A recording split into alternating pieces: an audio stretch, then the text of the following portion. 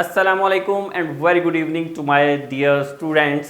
आपको पता है कि हम डिफरेंट टॉपिक्स पर वीडियोस बनाते हैं और आज भी हम एक नए टॉपिक पर वीडियो बनाने के लिए आए हैं और मैं ये उम्मीद करता हूँ कि आजकल आप लोग रेस्ट पर होंगे, आपके एग्जाम्स ओवर हो चुके होंगे, इसलिए हम आपको कुछ कॉन्सेप्ट्स बता रहे हैं जो आपके आने वाले नेक्स्ट सेमेस्टर्स के अंदर आपको हेल्पफुल रहेंगे। और हमने अब कैपिटल स्ट्रक्चर को स्टार्ट किया हुआ जिसमें हम एक वीडियो में हम ऑलरेडी डिस्कस कर चुके हैं, उसका इंट्रोडक्शन क्या होता है कैपिटल। आज थोड़ा सा मैं और आपको बताऊंगा कि ऑप्टिमल कैपिटल स्ट्रक्चर क्या होता है और ये स्ट्रक्चर बनता कैसे है, तो उसको आज हम डिस्कस करते हैं। सो कहीं मत जाइएगा। So let's begin.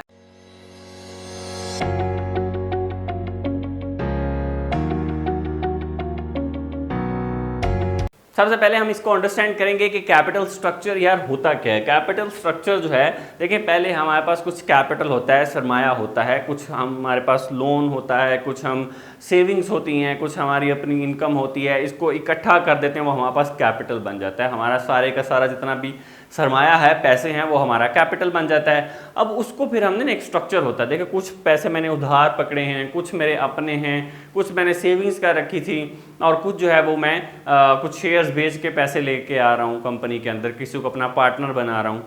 तो ये सारी चीज़ें मिलके एक स्ट्रक्चर, इसको कहते हैं एक स्ट्रक्चर बनता है। सो सबसे पहले हम एक स्ट्रक्चर को अंडरस्टैंड करेंगे। देखें ये है हमारे पास एक स्ट्रक्चर है। देखें इसको मैं अगर डिवाइड कर दूँ, पोर्शन वाइज मैंने अगर इसको डिवाइड कर दूँ, मैं इसको इस तरह से डिवाइड कर देता हूँ कि ये वाला जो इक्वल पोर्शन में मैंने डिवाइड कर दिया कि मेरे जो जितने भी पोर्शन होंगे, जैसे मैंने कोई डेट खरीदा फॉर एग्जांपल, हम इसको जो है वो इक्वल पोर्शन में डिवाइड नहीं करते। लेट्स सपोज मैं ये कहता हूँ कि ये जो पोर्शन है ये मेरा डेट का पोर्शन है, ठीक है, और ये हमारा क्या है, इक्विटी पोर्शन है, और ये हमारा क्या है, इसको हम डिबेंचर्स भी ले सकते हैं, ये लोन हो सकता है, ठीक है, ये लोन हो सकता है, डिबेंचर्स हो सकते हैं। मतलब ये कुछ सिक्योरिटीज़ हैं जो लॉन्ग टर्म सिक्योरिटीज़ जो हमने जहाँ से हमने पैसा इकट्ठा किया, long term sources of finance से हमने पैसा कुछ इकट्ठा किया। इसको हम कह देते हैं कि जी ये वाला जो पोर्शन है ये 50% है, ये पोर्शन जो है वो 25% है और ये पोर्शन भी 25% है। लेट्स सपोज हमने एक एग्जांपल के तौर पे हमने इसको इस तरह से ले लिया। तो इससे मिलके अब ये देखें 50 प्लस 25 प्लस 25, ये मेरे पास क्या आ गया, 100% मेरा कैपिटल स्ट्रक्चर आ गया। इसकी बेसिस पे मैंने अपनी स्ट्रक्चर को डिज़ाइन किया कि मैं जो इन्वेस्टमेंट करूंगा, जो मैं कुछ काम करूंगा, वो इस स्ट्रक्चर की बेस पे करूंगा। अब इसको मैंने एनालाइज करना है कि क्या ये जो मैंने स्ट्रक्चर बनाया है कैपिटल का, ये ऑप्टिमल है या नहीं है। इधर ये आपके लिए फ़ायदा देगा। देखो आप एक ऐसा कैपिटल स्ट्रक्चर बना लेते हो जिससे आपको कोई बेनिफिट ही नहीं होता, आपका रिस्क बढ़ जाता है, आपको लॉस होने के चांसेस ज़्यादा होते हैं, आप डिफ़ॉल्ट कर जाओगे, आपकी कंपनी फारिग हो जाएगी।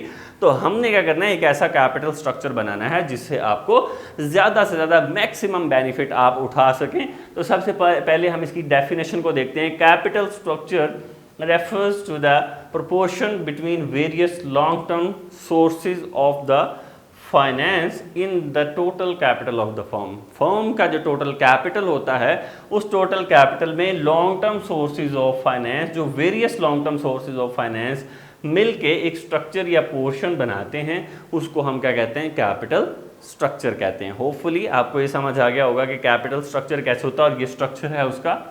देखिए कोई भी चीज़ है ना, आपको उसका स्ट्रक्चर बने, गाड़ी है उसका भी स्ट्रक्चर बनेगा, कौन सा पार्ट्स कितने पार्ट्स लगाने हैं, किस किस जगह पे लगाने हैं, तो ये सारी चीज़ें स्ट्रक्चर होता है ना उसका, उसी के अकॉर्डिंग आप उसको मैन्युफैक्चर करते हो। सो इसी तरह से जब भी आप इन्वेस्टमेंट करते हैं तो आप अपना कैपिटल स्ट्रक्चर डिज़ाइन करते हैं। अब इससे बहुत सारे फ़ायदे होते हैं, बहुत सारे नुकसान होते हैं, मैं अभी आपको बताने वाला हूँ।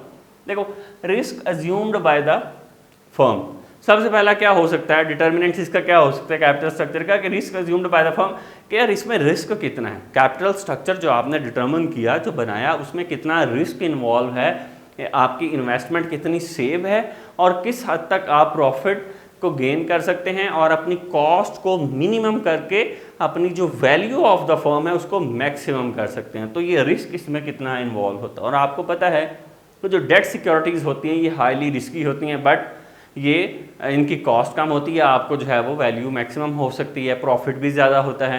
तो इस वजह से जो डेट वाला होता है उसमें डेट जो लेते हैं, लोन डिबेंचर्स हम इशू करते हैं, उसमें रिस्क तो जो है वो हमारा ज़्यादा होता है बट बेनिफिट भी ज़्यादा होते हैं।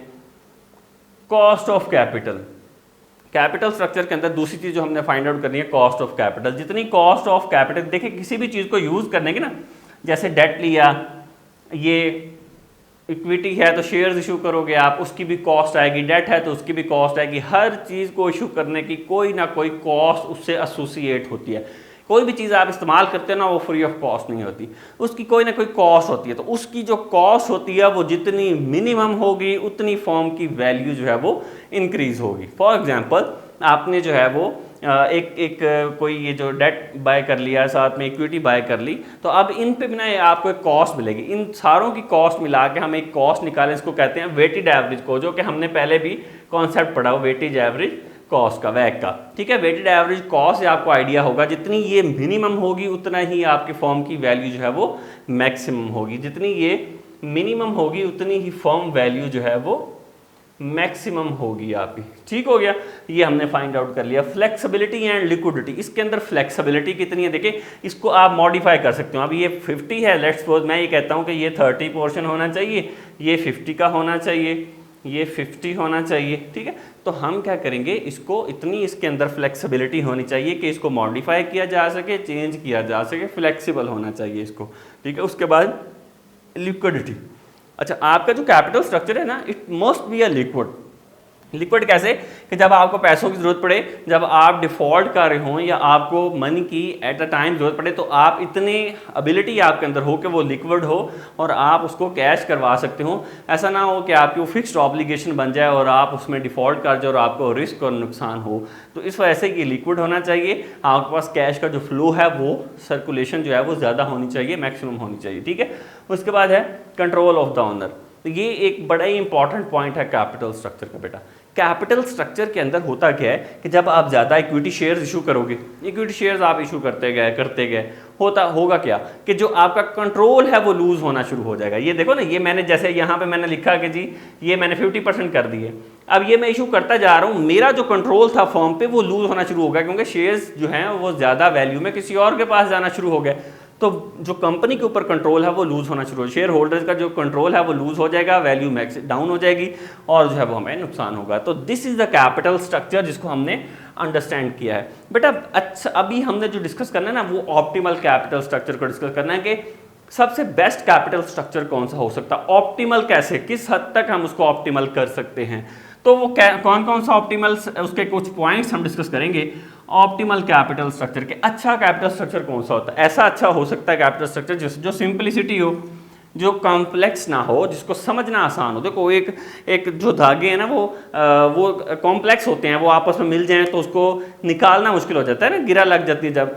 तो कॉम्प्लेक्स नहीं होना चाहिए, सिंपल होना चाहिए, जिसको आप इजीली जो है वो अलग कर सको, जिसको आप इजीली उसका पोर्शन डिवाइड कर सको, जिसमें पता हो कि ये मेरा डेट का पोर्शन है, ये इक्विटी है, ये मेरा डिबेंचर्स मैंने इशू की हैं और यहाँ से मुझे इतना बेनिफिट होगा, यहाँ से मुझे इतनी कॉस्ट पड़ेगी और आपकी कॉस्ट जो है वो मिनिमम हो सके, ऐसा कम्बिनेशन चूज करना है। So that's why we are saying that कि it must be a simple होना चाहिए। ठीक है, घर का नक्शा जो अगर टेढ़ा मेढ़ा बना दोगे ना बेटा, तो ऐसा बनाओगे कि उसमें एक दीवार इधर को जा रही है, किधर को जा रही है, एक डिज़ाइन इधर से आ गया, तो वो कॉम्प्लेक्स होगा ना, उसको बनाना भी मुश्किल होगा। तो सिंपल होगा तो आसानी से बन जाएगा। प्रॉफिटेबिलिटी, दूसरा ऑप्टिमल कैपिटल स्ट्रक्चर प्रॉफिटेबिलिटी। आपका जो कैपिटल स्ट्रक्चर है वो उस तरह का होना चाहिए जिसमें प्रॉफिटेबिलिटी शामिल हो। ऐसा ना हो कि आपने कैपिटल स्ट्रक्चर डिजाइन कर लिया लेकिन ये आपको लॉस दे रहा है, इसमें प्रॉफिटेबिलिटी के चांसेस ही जीरो हैं, आपकी जो कंपनी की वैल्यू है वो मैक्सिमम नहीं हो पा रही, वो मिनिमम हो रही है, डाउन हो रही है। तो प्रॉफिटेबिलिटी का आंसर आपने देखना है जब भी आप सेलेक्ट करोगे, तो वो ऑप्टिमल कैपिटल स्ट्रक्चर होगा। थर्ड पॉइंट इसमें है बेटा सॉल्वेंसी। सॉल्वेंसी कहते हैं कि आप जो है एबिलिटी टू पे द डेट, चलें लिख लेते हैं जी इसको, एबिलिटी टू पे डेट, जो आपकी डेट ऑब्लिगेशंस है ना उसको पे करने की आपकी एबिलिटी कितनी है, सॉल्वेंसी कितनी है। अगर आपको डेट पे करना पड़े तो आपके पास कितना कैश, कितना फ्लो है, कैश फ्लो है जो आप जिसकी बेस पे आप अपने डेट को पे कर सकोगे, आपकी क्रेडिबिलिटी मार्केट में कितनी है, उसको हम कहते हैं सॉल्वेंसी। तो सॉल्वेंसी रेशो भी आपने पढ़ी हुई है।